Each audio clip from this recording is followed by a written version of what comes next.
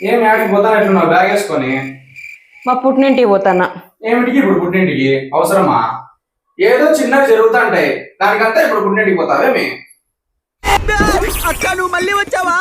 ఇన్నాళ్ళు సమ్మర్ హాలిడేస్కి వెళ్ళావా? మా అమ్మతో మాట్లాడండి. సరే ఉండు. ఇప్పుడేం చేస్తాడు మీ hero? Will he give up? Hello అత్త. ఏమప్పా ఆయన బాధ ఏమంట?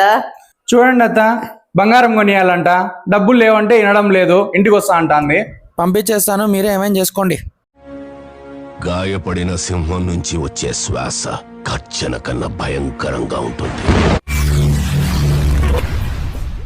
ఏదో 1 లక్ష రూపాయలు ఇస్తాలేప్ప. 1 లక్ష రూపాయలకి ఆడైతుంది అత్త. పోతే 2 లక్షలు వేసుకోప్ప. 2 లక్షలు చాలదు అత్త, ఏదో పెద్ద పెద్ద నెక్లెస్లు కావాలంటుంది. పోతే 5 లక్షలు ఇచ్చేస్తానప్ప. Intelligent fellow. 3 లక్షలు ఆయనకి, 2 లక్షలు మీరు తీసుకోండి. కానీ ఆయన మటుకు పుట్టింటికి మటుకు పంపేదప్ప దయచేసి, మేము భరించలేము.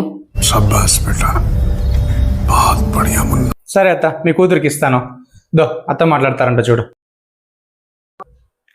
చెప్పమ్మా. నేను అంతా అల్లంతో మాట్లాడి సరి చేసినాను, నీకేం కావాలో తీపించుకోమ్మా. అట్లుంటే మనతోని